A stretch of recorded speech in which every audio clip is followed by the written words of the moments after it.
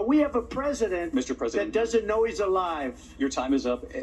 Just to clarify in the question, do you believe it's in the U.S. best interest for Ukraine to win this war, yes or no? I think it's the U.S. best interest to get this war finished and just get it done. All right. Negotiate a deal, because we have to stop all of these human lives from being destroyed. I want to take this to Vice President Harris. I want to get your thoughts on support for Ukraine in this moment, but also as Commander-in-Chief, if elected, how would you deal with Vladimir Putin, and would it be any different from what we're seeing from President Biden?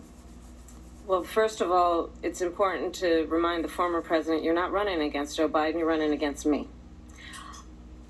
I believe the reason that Donald Trump says that this war would be over within 24 hours is because he would just give it up. And that's not who we are as Americans. Let's understand what happened here. I actually met with Zelensky a few days before Russia invaded, tried through force to change territorial boundaries, to defy one of the most important international rules and norms, which is the importance of sovereignty and territorial integrity. And I met with President Zelensky. I shared with him American intelligence about how he could defend himself. Days later, I went to NATO's eastern flank, to Poland and Romania. And through the work that I and others did, we brought 50 countries together to support Ukraine in its righteous defense. And because of our support, because of the air defense, the ammunition, the artillery, the javelins, the Abrams tanks that we have provided, Ukraine stands as an independent and free country. If Donald Trump were president, Putin would be sitting in Kyiv right now. And understand what that would mean, because Putin's agenda is not just about Ukraine. Understand why the European allies and our NATO allies are so thankful that you are no longer president, and that we understand the importance of the greatest military alliance the world has ever known, which is NATO, and what we have done to preserve the ability of Zelensky and the Ukrainians to fight for their independence. Otherwise, Putin would be sitting in Kyiv with his eyes on the rest of Europe, starting with Poland. And why don't you tell the 800,000 Polish Americans right here in Pennsylvania how quickly you would give up for the sake of favor and what you think is a friendship with what is known to be a dictator who would eat you for lunch. Vice President Harris, thank you. We've heard from both of you on Ukraine tonight. Afghanistan came up in the last hour. I wanted her to respond to something you said earlier, and please, I'll give you a minute here. Putin would be sitting in Moscow, and he wouldn't have lost 300,000 men and women, but he would have been sitting in Moscow. Quiet, please. He would have been sitting in Moscow much happier than he is right now. But eventually, you know, he's got a thing that other people don't have. He's got nuclear weapons. They don't ever talk about that. He's got nuclear weapons.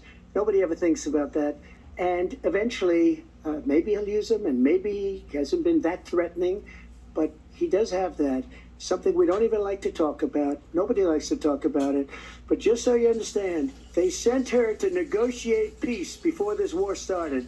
3 days later, he went in and he started the war, because everything they said was weak and stupid. They said the wrong things. That war should have never started. She was the emissary. They sent her in to negotiate with Zelensky and Putin, and she did. And the war started 3 days later. And that's the kind of talent we have with her. She's worse than Biden. In my opinion, I think he's the worst president in the history of our country. She goes down as the worst vice president in the history of our country. But let me tell you something. She is a horrible negotiator. They sent her in to negotiate. As soon as they left, Putin did the invasion. President Trump, thank you. You did bring up something. You said she went to negotiate with Vladimir Putin. Vice President Harris, have you ever met Vladimir Putin? Can you clarify tonight? Yet again, I said it at the beginning of this debate, you're going to hear a bunch of lies coming from this fellow. And that is another one. When I went to meet with President Zelensky, I've now met with him over 5 times. The reality is it has been about standing as America always should, as a leader upholding international rules and norms, as a leader who shows strength, understanding that the alliances we have around the world are dependent on our ability to look out for our friends and not favor our enemies because you adore strong men instead of caring about democracy. And that is very much what is at stake here. The President of the United States is Commander in Chief, and the American people have a right to rely on a president who understands the significance of America's role and responsibility in terms of ensuring that there is stability and ensuring we stand up for our principles and not sell them for the benefit of personal flattery. We talked about Ukraine and Vladimir Putin. I do want to talk about Afghanistan. It came up in the first hour of this debate. I want to move on to Afghanistan. Stoltenberg said Trump did the most amazing thing I've ever seen. He got these countries, the 28 countries at the time, to pay up. He said, I've never seen. He's the head of NATO. He said, I've never seen. For years, we were paying almost all of NATO. We were being ripped off by European nations, both on trade and on NATO. I got them to pay up by saying one of the statements you made before, if you don't pay, we're not going to protect you. President Otherwise, Trump. we would have never gotten it. He said it was one of the most incredible jobs that he's ever seen done. Thank you. I want to turn to Afghanistan. It came up in the first hour of the debate, and we witnessed a poignant moment today on Capitol Hill, honoring the soldiers who died in the chaotic withdrawal from Afghanistan. I do want to ask the Vice President, do you believe you bear any responsibility in the way that withdrawal played out? Well, I will tell you, I agreed with President Biden's decision to pull out of Afghanistan. 4 presidents said they would, and Joe Biden did. And as a result, America's taxpayers are not paying the $300 million a day we were paying for that endless war. And as of today, there is not one member of the United States military who is in active duty in a combat zone in any war zone around the world, the first time this century. But let's understand how we got to where we are. Donald Trump, when he was president, negotiated one of the weakest deals you can imagine. He calls himself a deal maker. Even his national security advisor said it was a weak, terrible deal. And here's how it went down. He bypassed the Afghan government. He negotiated directly with a terrorist organization called the Taliban. The negotiation involved the Taliban getting 5,000 Taliban terrorists released. And get this. And the president at the time invited the Taliban to Camp David, a place of storied significance for us as Americans, a place where we honor the importance of American diplomacy, where we invite and receive respected world leaders. And this former president, as president, invited them to Camp David because he does not again appreciate the role and responsibility of the President of the United States to be commander-in-chief with a level of respect. And this gets back to the point of how he has consistently disparaged and demeaned members of our military, fallen soldiers, and the work that we must do to uphold the strength and the respect of the United States of America around the world. Vice President Harris, thank you. President Trump, your response to her saying that you began the negotiations with the Taliban. So if you take a look at that period of time, the Taliban was killing our soldiers, a lot of them, with snipers. And I got involved with the Taliban because the Taliban was doing the killing. That's the fighting force within Afghanistan. They don't bother doing that because, they deal with the wrong people all the time. But I got involved, and Abdul is the head of the Taliban. He is still the head of the Taliban. And I told Abdul, don't do it anymore. You do it anymore, you're going to have problems. And he said, why do you send me a picture of my house? I said, you're going to have to figure that out, Abdul. And for 18 months, we had nobody killed. We did have an agreement negotiated by Mike Pompeo. It was a very good agreement. The reason it was good, we were getting out. We would have been out faster than them, but we wouldn't have lost the soldiers. We wouldn't have left many Americans behind, and we wouldn't have left $85 billion worth of brand new, beautiful military equipment behind. And just to finish, they blew it. The agreement said you have to do this, and they didn't do it. The agreement was terminated by us because they didn't do what they were supposed to do. I want to move on. And these people did the worst withdrawal, and in my opinion, the most embarrassing moment in the history of our country. And by the way, that's why Russia attacked Ukraine because they saw how incompetent she and her boss are. President Trump, thank you. I want to move on now to race and politics in this country. Mr. President, you recently said of Vice President Harris, quote, "I didn't know she was black until a number of years ago when she happened to turn black, and now she wants to be known as black." I want to ask a bigger picture question here tonight. Why do you believe it's appropriate to weigh in on the racial identity of your opponent? I don't, and I don't care. I don't care what she is. I don't care. You make a big deal out of something. I couldn't care less. Whatever she wants to be is okay with me. But those were your words, so I'm I asking. don't know. I mean, all I can say is I read where she was not black, that she put out, and I'll say that. And then I read that she was black, and that's okay. Either one was okay with me. That's up to her. That's up to her. Vice President Harris, your thoughts on this? Honestly, I think it's a tragedy that we have someone who wants to be president who has consistently, over the course of his career, attempted to use race to divide the American people. You know, I do believe that the vast majority of us know that we have so much more in common than what separates us, and we don't want this kind of approach that is just constantly trying to divide us, and especially by race. And let's remember how Donald Trump started. He was he owned buildings, and he was investigated because he refused to rent property to black families. Let's remember, this is the same individual who took out a full-page ad in the New York Times calling for the execution of 5 young black and Latino boys who were innocent, the Central Park 5. Took out a full-page ad calling for their execution. This is the same individual who spread birther lies about the first black president of the United States. And I think the American people want better than that, want better than this, want someone who understands, as I do, I travel our country. We see in each other a friend. We see in each other a neighbor. We don't want a leader who is constantly trying to have Americans point their fingers at each other. I meet with people all the time who tell me, can we please just have discourse about how we're going to invest in the aspirations and the ambitions and the dreams of the American people? Knowing that regardless of people's color or the language their grandmother speaks, we all have the same dreams and aspirations and want a president who invests in those, not in hate and division. Vice President Harris, thank you. Lindsay? President Trump, this is now your third time. This is the most divisive presidency in the history of our country. There's never been anything like it. They're destroying our country, and they come up with things like what she just said.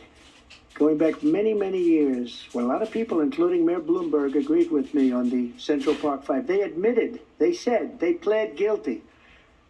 And I said, well, if they pled guilty, they badly hurt a person, killed a person ultimately. And if they pled guilty, then they pled, we're not guilty.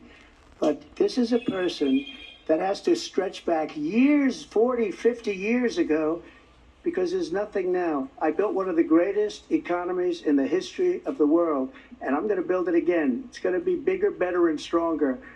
But they're destroying our economy. They have no idea what a good economy is.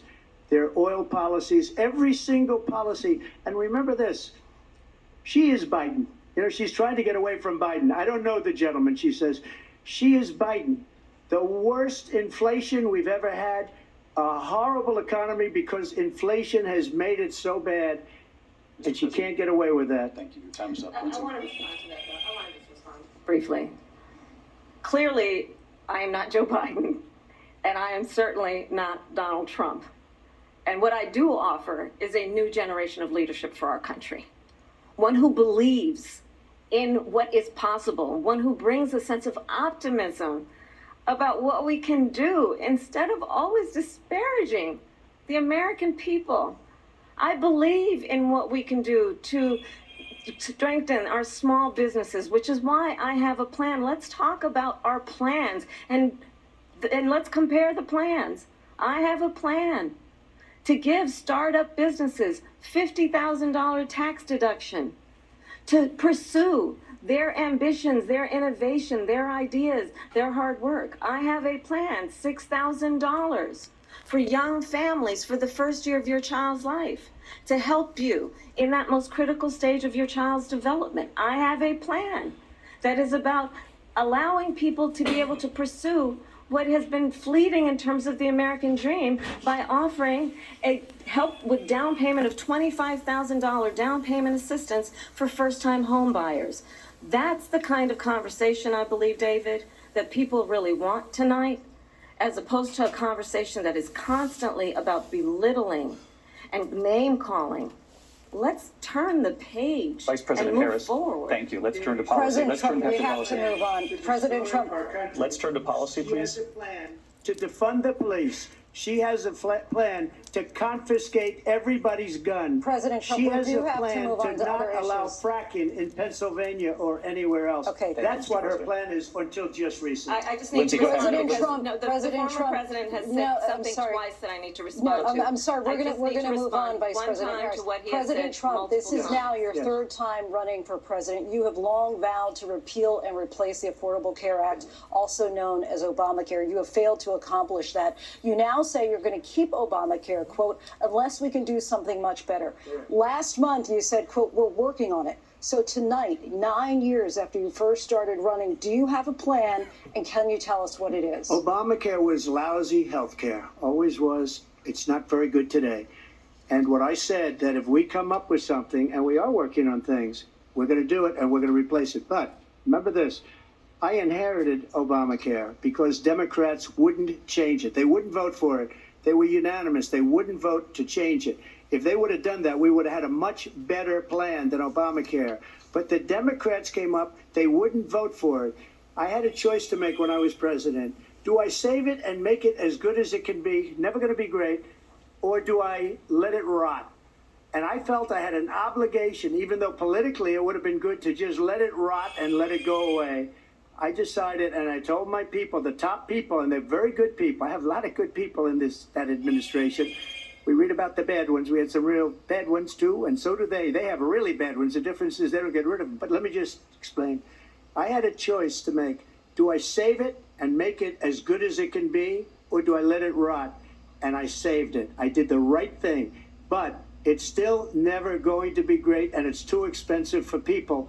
And what we will do is we're looking at different plans. If we can come up with a plan that's going to cost our people, our population, less money and be better health care than Obamacare, then I would absolutely do it.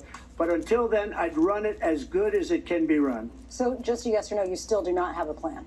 I have concepts of a plan. I'm not president right now. But if we come up with something, I would only change it if we come up with something that's better and less expensive. And there are concepts and options we have to do that. And you'll be hearing about it in the not too distant future. Vice President Harris, in 2017, you supported Bernie Sanders' proposal to do away with private insurance and create a government-run healthcare system. 2 years later, you proposed a plan that included a private insurance option. What is your plan today? Well, first of all, I absolutely support, and over the last 4 years as vice president, private healthcare options. But what we need to do is maintain and grow the Affordable Care Act. But I'll get to that, Lindsay. I just need to respond to a previous point that the former president has made. I've made very clear my position on fracking. And then this business about taking everyone's guns away. Tim Walz and I are both gun owners. We're not taking anybody's guns away. So stop with the continuous lying about this stuff. As it relates to the Affordable Care Act, understand, just look at the history to know where people stand. When Donald Trump was president, 60 times he tried to get rid of the Affordable Care Act. 60 times. I was a senator at the time when I will never forget the early morning hours when it was up for a vote in the United States Senate. And the late, great John McCain, who you have disparaged as being, you don't like him, you said at the time, because he got caught. He was an American hero. The late, great John McCain, I will never forget that night, walked onto the Senate floor and said, no, you don't. No, you don't. No, you don't get rid of the Affordable Care Act. You have no plan. And what the Affordable Care Act has done is eliminate the ability of insurance companies to deny people with pre-existing conditions. I don't have to tell the people watching tonight, you remember what that was like? Remember when an insurance company could deny if a child had asthma, if someone was a breast cancer survivor, if a grandparent had diabetes? And thankfully, as I've been vice president and we over the last 4 years have strengthened the Affordable Care Act, we have allowed for the first time Medicare to negotiate drug prices on behalf of you, the American people. Donald Trump said he was going to allow Medicare to negotiate drug prices. He never did. We did. And now we have capped the cost of insulin at $35 a month. Since I've been vice president, we have capped the cost of prescription medication for seniors at $2,000 a year. And when I am president, we will do that for all people, understanding that the value I bring to this is that access to health care should be a right and not just a privilege of those who can afford it. And the plan has to be to strengthen the Affordable Care Act, not get rid of it, Vice pass its President prologue Harris, thank in terms you. of where Donald Trump stands on that. I want to move to an issue that's important for a She lot made of... a mistake. Number one, John McCain fought Obamacare for 10 years. But it wasn't only him. It were all of the Democrats that kept it going. And you know what? We could do much better than Obamacare, much less money. But she won't improve private insurance for people, private medical insurance. That's another thing she doesn't want to get. President People Trump. are paying privately for insurance that have worked hard and made money, and they want to have private. She wants everybody to be on government insurance where you wait 6 months for an operation that you need immediately. President Trump, thank you. We have another issue that we'd like to get to that's important for a number of Americans, in particular younger voters, and that's climate change. President Trump, with regard to the environment, you say that we have to have clean air and clean water. Vice President Harris, you call climate change an existential threat. The question to you both tonight is, what would you do to fight climate change? And Vice President Harris, we'll start with you. 1 minute for you each. Well, the former president had said that climate change is a hoax.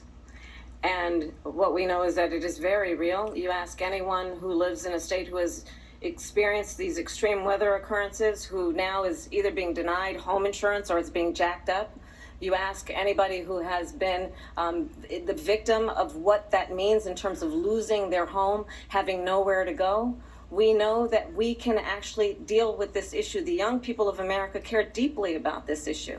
And I am proud that as vice president over the last 4 years, we have invested $1 trillion in a clean energy economy, while we have also increased domestic gas production to historic levels. We have created over 800,000 new manufacturing jobs while I have been vice president. We have invested in clean energy to the point that we are opening up factories around the world. Donald Trump said he was going to create manufacturing jobs. He lost manufacturing jobs.